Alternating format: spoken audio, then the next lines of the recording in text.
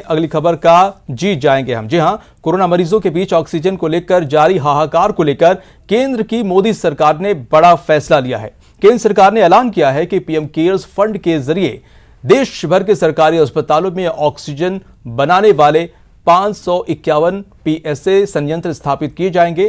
Corona काल में oxygen की कमी का संकट गहराता जा रहा है। हर दिन ऑक्सीजन की कमी की वजह से कई लोगों की मौतें हो जा रही हैं। पीएमओ के जारी बयान के मुताबिक केंद्र सरकार के इस फैसले से देश में ऑक्सीजन संकट को खत्म किया जा सकेगा।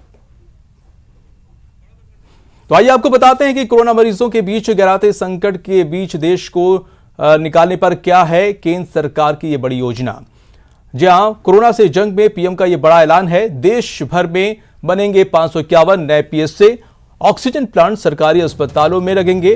551 पीएसए ऑक्सीजन प्लांट लगेंगे। देश भर में 162 पीएसए ऑक्सीजन प्लांट पर काम जारी है। पीएम केयर्स फंड से ये ऑक्सीजन प्लांट लगेंगे और देश के हर जिले में कम से कम एक ऑक्सीजन प्लांट का प्लान बनाया गया है।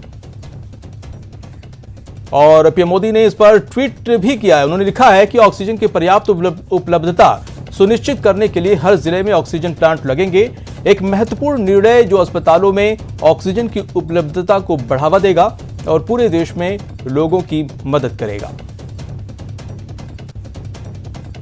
और इसके साथ ही अमित शाह ने भी ट्वीट किया है। ट्वीट करके पीएम मोदी का आभार व्यक्त किया है। उन्होंने ट्वीट कर लिखा है कि ऑक्सीजन की कमी को दूर करने और जनता की मदद करने की दिशा में बड़ा फैसला है। मैं प्रधानमंत्री मोदी जी का धन्यवाद करता हूं कि उन्होंने पीएम केयर फंड से 551 ऑक्सीजन प्लांट लगाने के लिए फंड मुहैया कराने का ऐलान किया है।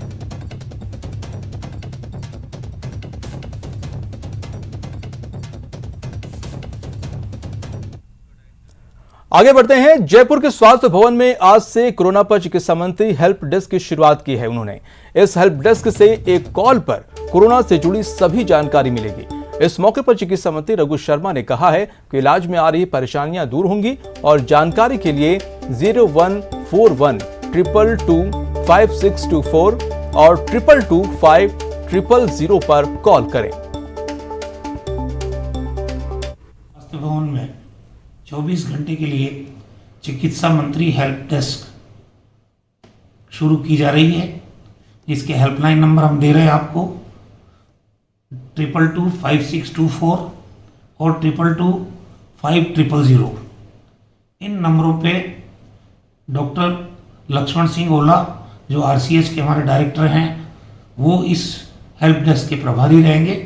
और इन नंबरों पे आप जब कॉल करेंगे तो इलाज में आ रही किसी भी प्रकार की कठिनाई का निवारण करने के उद्देश्य से ये हेल्प डेस्क हमने प्रारंभ की है। कोरोना की दूसरी लहर में दौसा में करीब 2500 कोविड-19 मरीज आ चुके हैं। लेकिन राहत की बात यह है कि दौसा जिला अस्पताल में बिस्तर और ऑक्सीजन की कमी नहीं है। बहरहाल दूसरी लहर में कोविड वार्ड में 76 मरीजों को एडमिट किया गया है। इनमें से आज सुबह तक 50 मरीजों को ठीक करके घर भेजा जा चुका है, जो कि जिला के लिए एक शुभ संकेत है।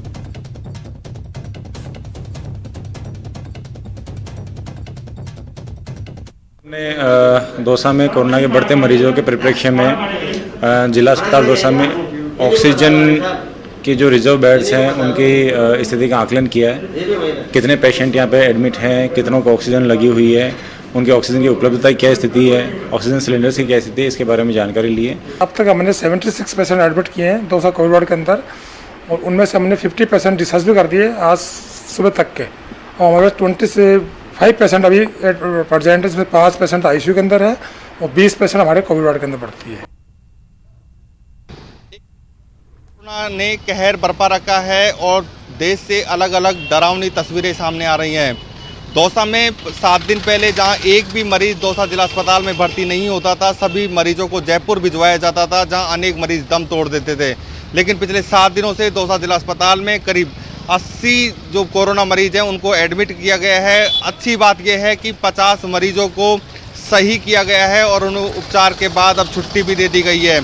ऐसे में जो सही हो रहे हैं उन मरीजों की संख्या काफ़ी है और जिनके लंग्स में इन्फेक्शन था वो मरीज भी सही हो रहे हैं।